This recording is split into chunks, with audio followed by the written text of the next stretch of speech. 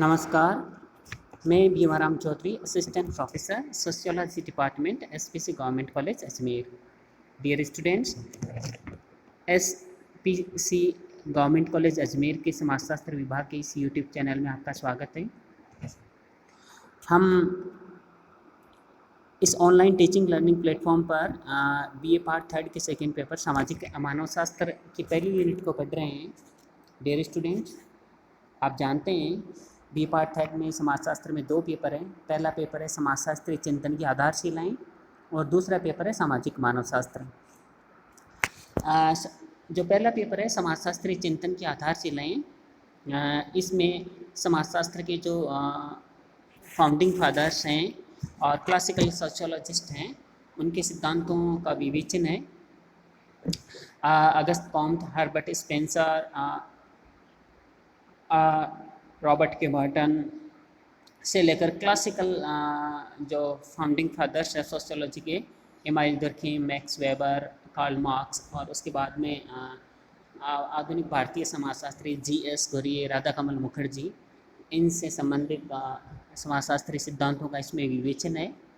इसका सिलेबस आप MDS university Ajmer यानी महर्षि दयानंद सरस्वती विश्वविद्यालय अजमेर के वेबसाइट mdsuajmer.ac.in इस वेबसाइट से भी डाउनलोड कर सकते हैं, देख सकते हैं, बाज़ार से भी खरीद सकते हैं। हमारी कॉलेज इस यूनिवर्सिटी से संबद्ध है। ये यूनिवर्सिटी हमारी कॉलेज से रिलेटेड पाठ्यक्रम है, परीक्षाएँ, मूल्यांकन है, डिग्री है, मार्कशीट है, इस तरह के काम करती हैं। ये सामान्य जानकारी मैं आपको पहले दे चुका हूँ।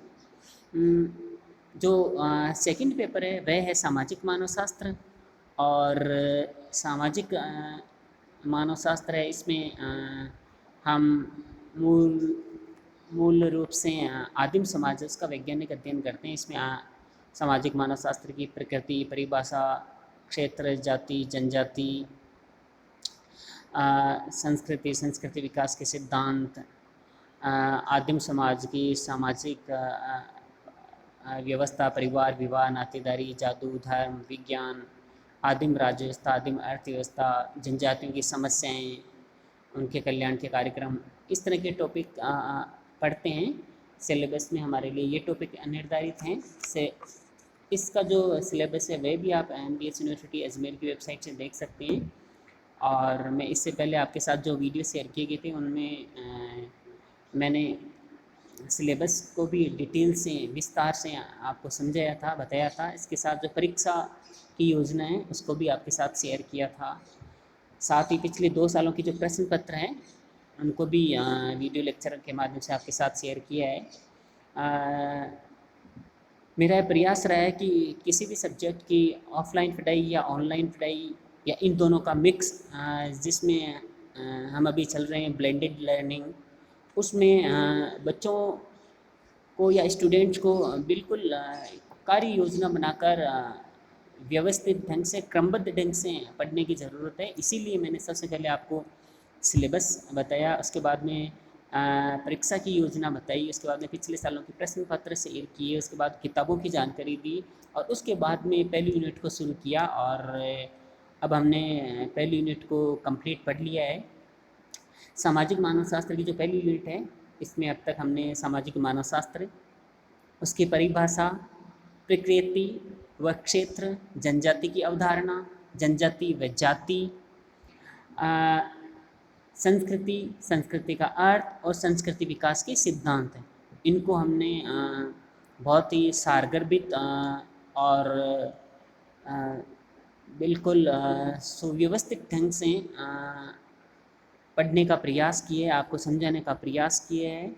और मुझे आशा ही नहीं, पूरा विश्वास है कि आपने इस यूनिट को अच्छे तरीके से समझा है। साथ ही जो पुस्तकें मैंने पढ़ने के लिए सजेस्ट की थी उनको भी आप नियमित रूप से पढ़ रहे हैं।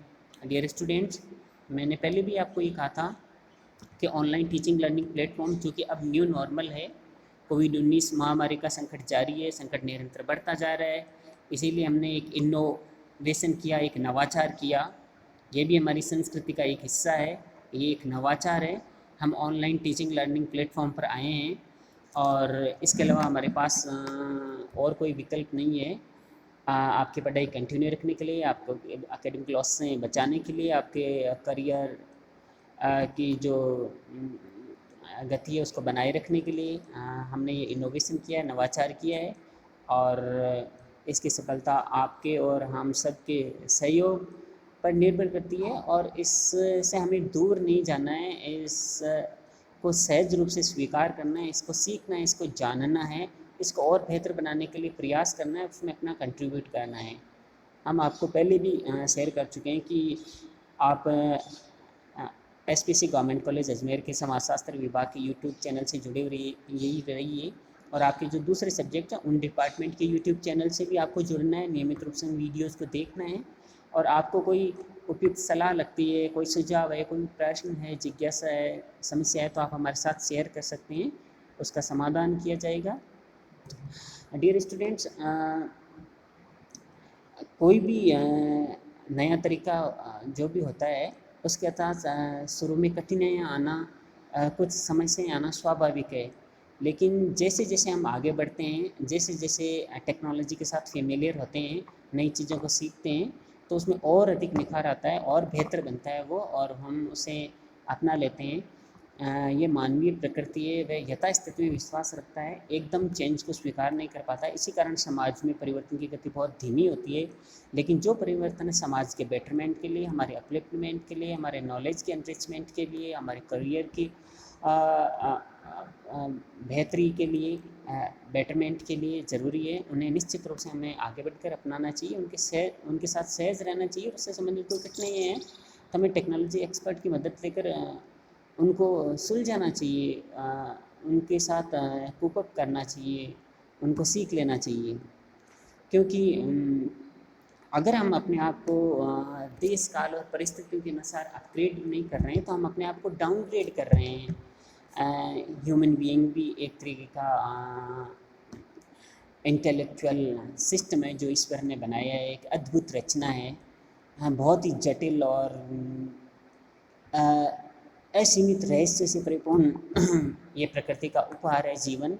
और इसको निरंतर, जिस तरह कंप्यूटर के जो सॉफ्टवेयर हैं, सिस्टम सॉफ्टवेयर है, एप्लीकेशन सॉफ्टवेयर है, उनको हम निरंतर अपग्रेड करते हैं और बहुत बेहतर सर्विस पाते हैं, और बेहतर फीचर्स के साथ, बेहतर आउटपुट के साथ हमारा कंप्यूटर सिस्टम काम करता है। ठीक इसी तरह इंसान के लिए भी समय के साथ नई चीज़ों को सीखना, पुरानी चीज़ों को छोड़ना, अपनी काबिलियत, योग्यताओं, गुण और विशेषताओं को बढ़ाना, अपनी कमजोरियों, दुर्गुणों, कमियों को दूर करना, ये बहुत ज़रूरी है। इसको अपग्रेडेशन बोलते हैं।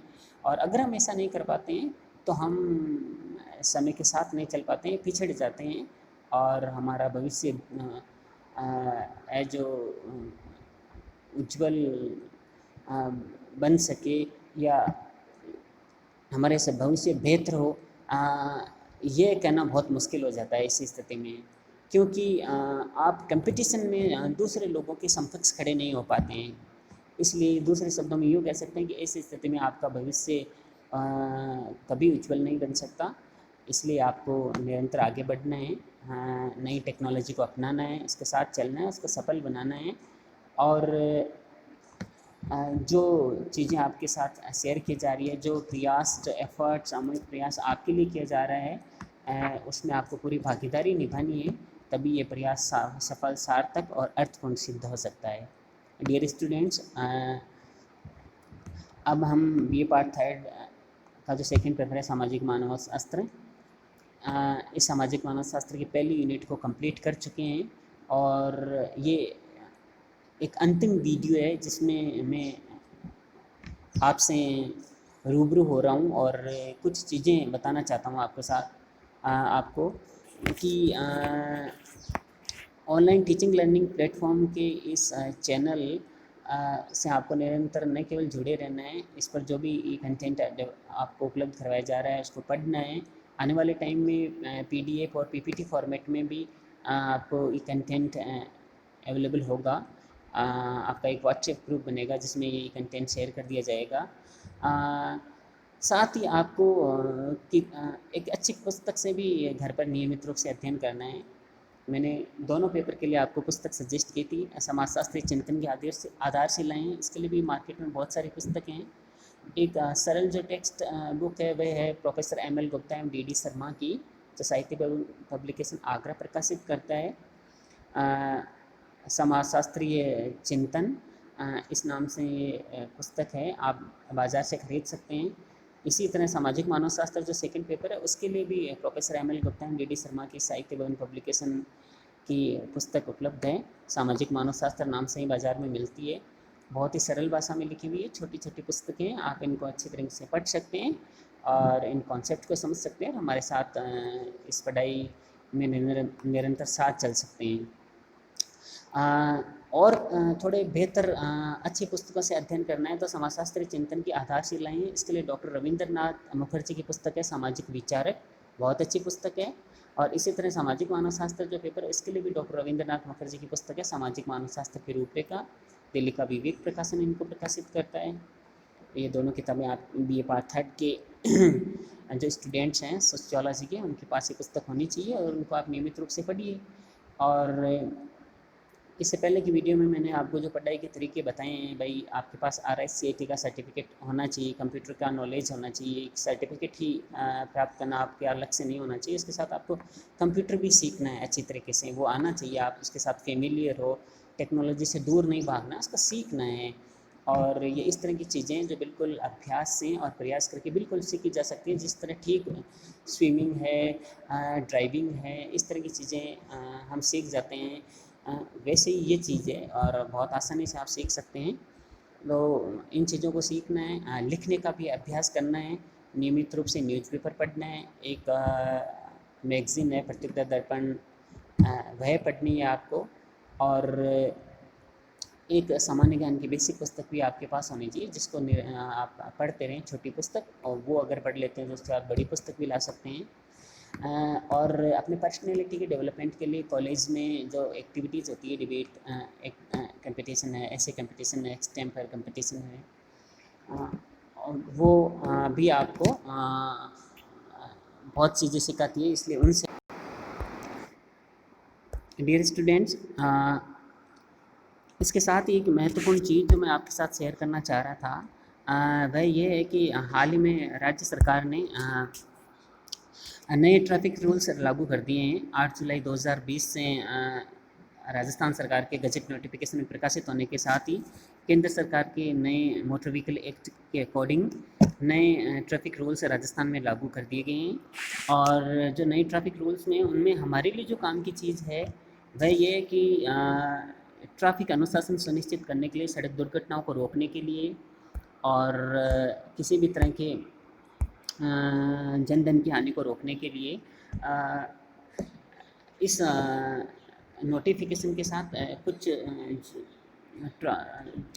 व्हीकल ड्राइविंग से संबंधित जो वॉयलेशंस हैं, रूल्स को तोड़ने की जो घटनाएं हैं, उनके लिए जुर्माना राशि का प्रावधान किया गया है। तो मैं जो आपकी चीज़ आपके साथ शेयर करना चाहता हूँ वह ये है कि आप नौजवान हैं, युवा हैं, वाहन हमारे जीवन का अभिन्न हिस्सा है, लेकिन ये अत्यंत दुख की बात है कि हमारे देश में औसतन सालाना 1.5 लाख लोगों की मौत सड़क दुर्घटना में हो जाती है।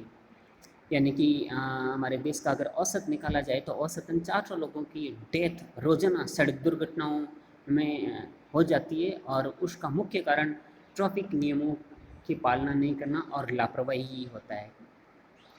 इसकी समाज को, परिवार को, देश को बहुत बड़ी कीमत चुकानी पड़ती है और ये क्षति अपूरणीय होती है। और परिवार और समाज को जो आघात लगता है उसकी जो कीमत है वो अमूल्य होती है और ये अविस्मरणीय दुखद घटना होती है। इसके साथ परिवार, समाज और समाज से जुड़े हुए दूसरे लोगों के बहुत सारे सपने और इच्छाएं जुड़ी हुई होती हैं, और सड़क दुर्घटना में अकाल मौत के कारण ये सब इच्छाएं, सपने वो अधूरे रह जाते हैं, टूट जाते हैं और ये समाज पर बहुत अधिक नकारात्मक प्रभाव डालती है।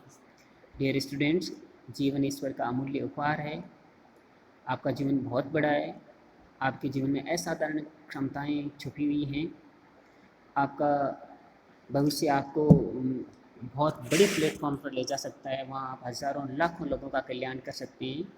जीवन में बहुत कुछ किया जा सकता है, जीवन में व्यापक संभावनाएं हैं, इतनी व्यापक संभावनाएं जिसकी हम सोच भी नहीं सकते। एक छोटा सा बीज होता है, उसमें इतना विशाल वृक्ष बनने की क्षमता होती है कि वो हज़ारों वृक्ष उससे पैदा हो सकते हैं, उससे खूब फल मिलते हैं, खूब छाया मिलती है, पर्यावरण में उसका बहुत योगदान मिलता है, अच्छी ऑक्सीजन मिलती है, पर्यावरण को शुद्ध रखने में, पारिस्थितिक संतुलन में वो पेड़ योगदान देता है। ठीक इसी तरह इंसान का जीवन भी बहुत बड़ा है, व्यापक है और बहुत बड़ा कंट्रीब्यूट सोसाइटी के लिए कर सकता है। लेकिन लापरवाही से, सड़क ट्रैफिक नियमों के उल्लंघन से अगर वह कीमती जीवन खत्म होता है तो ये हम सब के लिए दुखद और निराशाजनक बात होती है। इसलिए मैं आपके साथ ये शेयर करना चाहता था। डियर स्टूडेंट्स,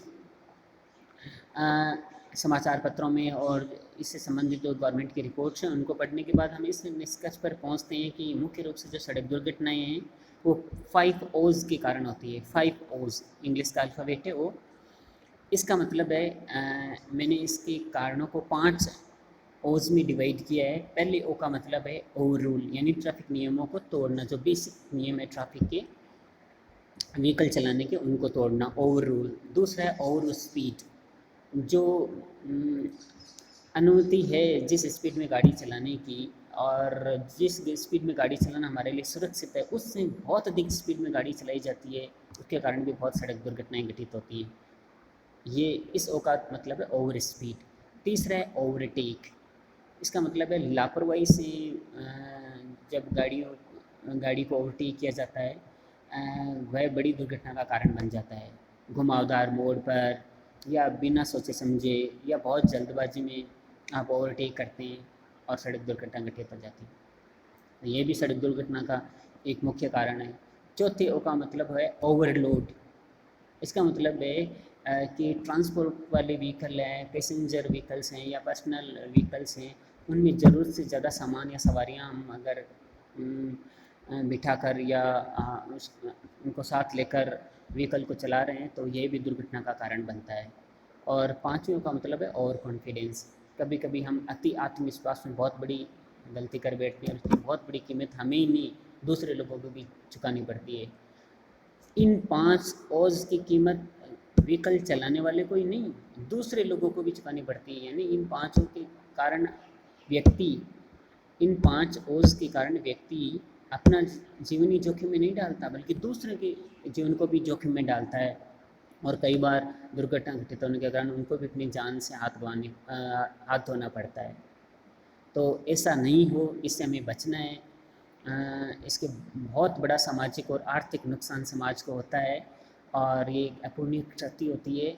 इसका आर्थिक मूल्यांकन करना बेहद मुश्किल है।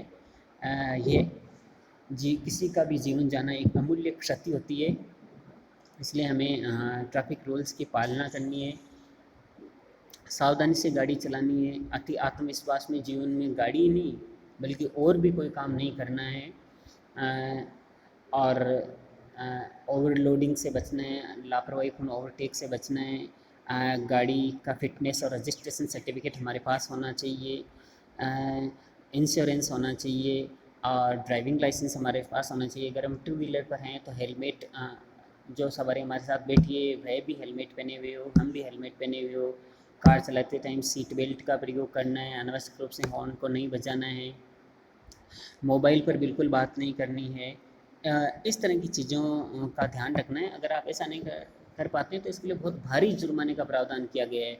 उदाहरण के लिए आप अगर ट्रैफिक इंस्पेक्टर को, ट्रैफिक पुलिसकर्मी को कोई जानकारी नहीं देते हैं, गलत जानकारी देते हैं तो भी आपको 1000 रुपये का जुर्माना देना पड़ सकता है।